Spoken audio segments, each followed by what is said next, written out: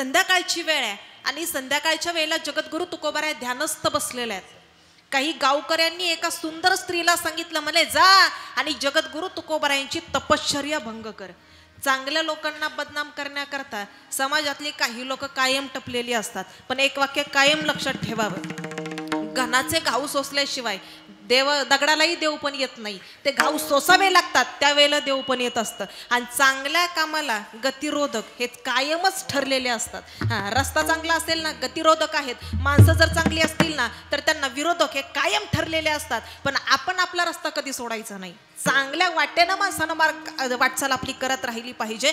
जगद्गुरु तुकोबारायांची तपश्चर्या भंग करण्याकरता ती स्त्री जगद्गुरु तुकोबारायांच्या समोर आली. जगद्गुरु तुकोबाराय ध्यानस्थ आहेत. ती स्त्री जशी समोर आली, जगद्गुरु तुकोबारायांनी एक कृपा कटाक्ष त्या स्त्रीकडे टाकला आणि जगद्गुरु तुकोबारायांच्या मुखातून वाक्य बाहेर पडली, जाई ओ तू माते, जाई ओ तू माते न करी सायास, जाई ओ तू माते, जाई ओ तू माते न करी सायास, जाई ओ तू माते. आम्ही विष्णुदास दैसे न हो, आम्ही विष्णुदास दैसे न हो, आम्ही विष्णुदास दैसे न हो, आम्ही विष्णुदास दैसे न हो.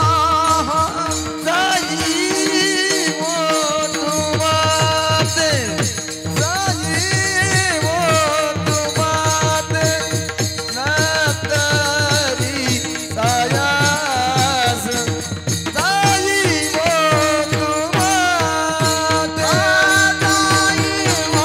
तू माते, जाई ओ तू माते न करी सायास, जाई ओ तू माते.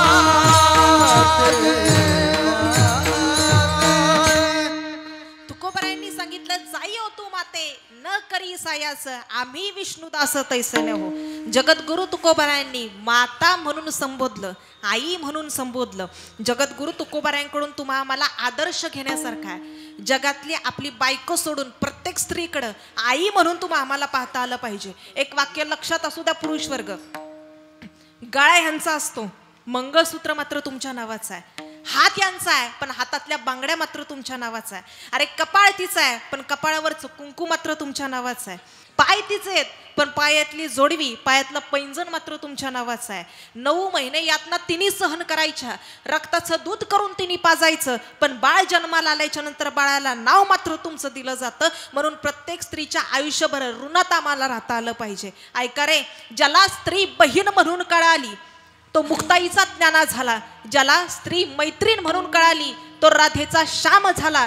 ज्याला स्त्री पत्नी म्हणून कळाली तो सीतेचा राम झाला. आणि ज्याला स्त्री आई म्हणून कळाली तो जिजाऊचा शुभा झाला, जिजाऊचा शुभा झाला. विठ्ठल विठ्ठल.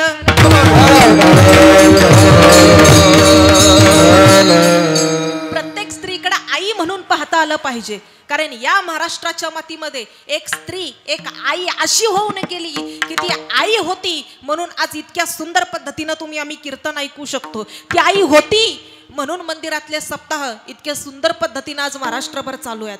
ऐका रे जरा,